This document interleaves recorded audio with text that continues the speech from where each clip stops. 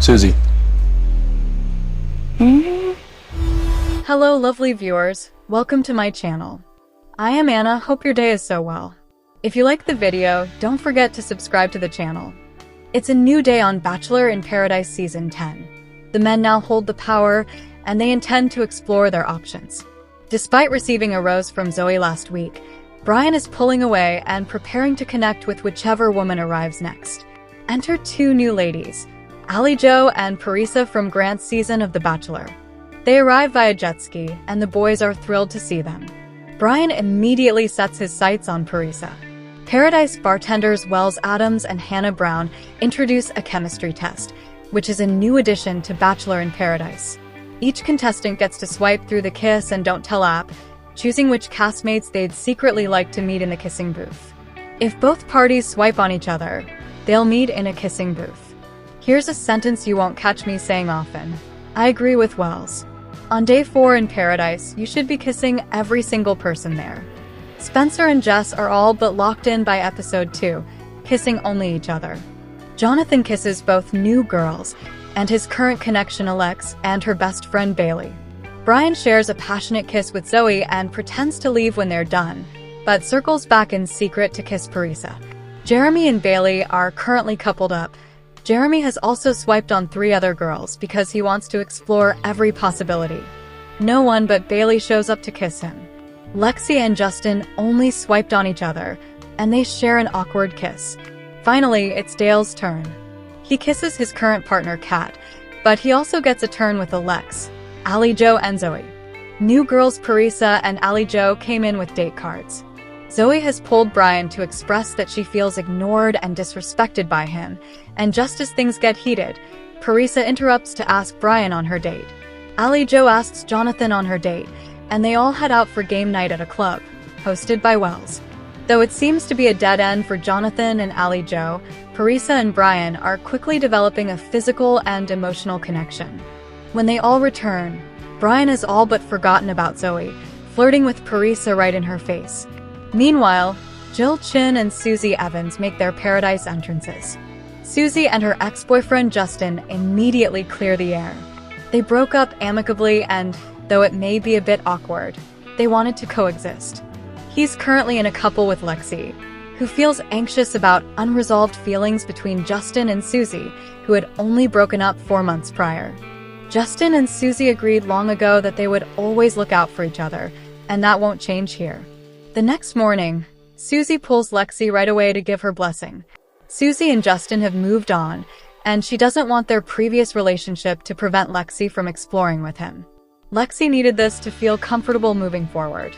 Brian continues to ignore Zoe, and several happy couples spend time in the pool together.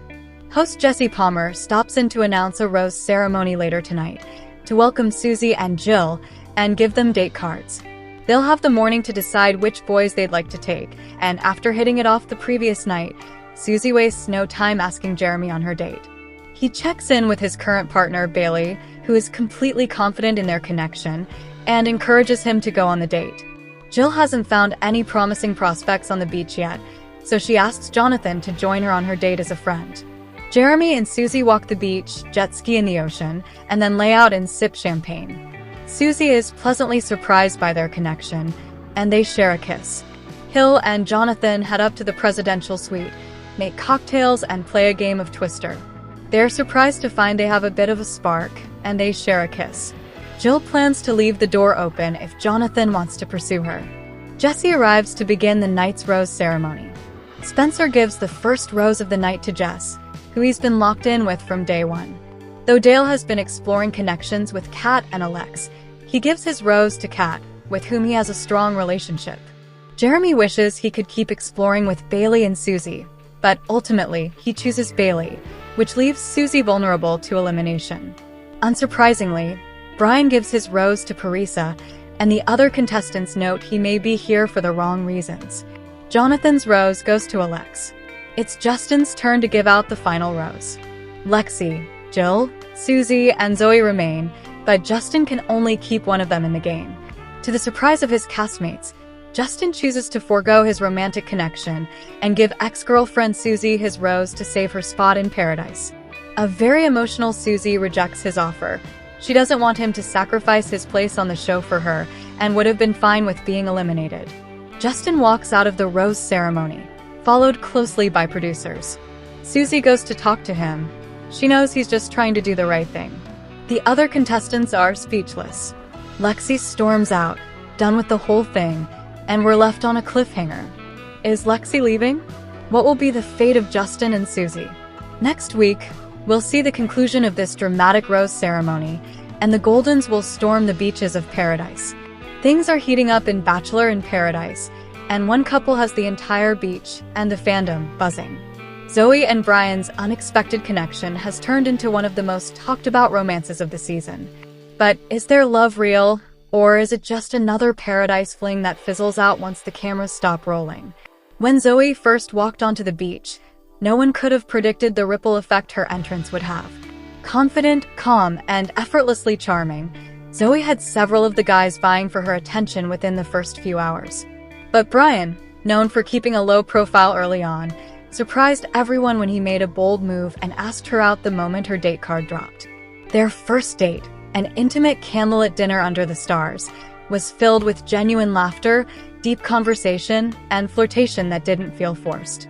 Zoe opened up about her past heartbreaks, and Brian, who had been struggling to find a real connection, listened with surprising vulnerability. For viewers used to the usual surface-level chats of paradise, this moment felt different. And so did they.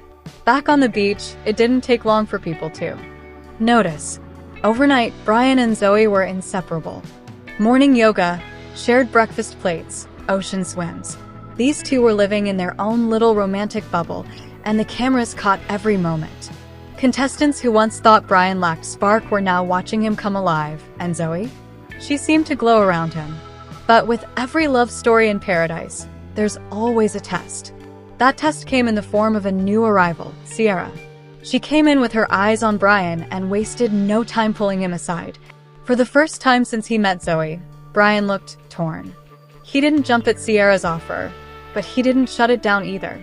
This moment led to the season's most emotional confrontation. Zoe, blindsided and visibly hurt, didn't raise her voice or storm off like we've seen other contestants do. Instead, she calmly pulled Brian aside and asked him a simple question. Do you see this going anywhere, or should I let you go now before it hurts more? Brian, clearly emotional, admitted he was caught off guard.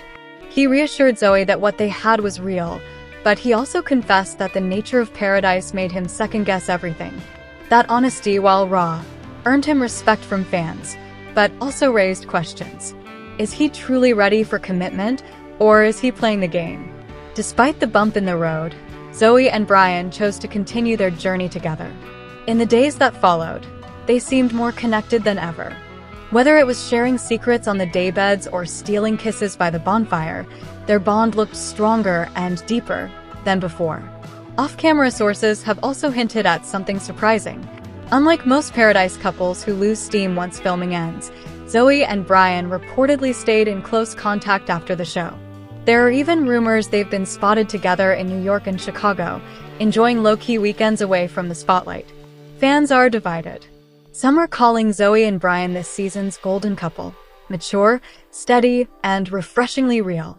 Others remain skeptical, pointing out Brian's brief hesitation with Sierra as a red flag. Social media has exploded with theories, and Bachelor Nation is watching closely. One thing's for sure, Zoe and Brian have captured something that feels different. Not overly produced, not driven by drama, just two people trying to figure each other out in a setting that often feels anything but real. And maybe that's why people are rooting for them. Because in a sea of forced connections, Zoe and Brian's love story stands out. It's not perfect. It's not flashy, but it's honest. As the season edges closer to the final rose ceremony, all eyes are on them. Will they walk away together? Will Brian get down on one knee?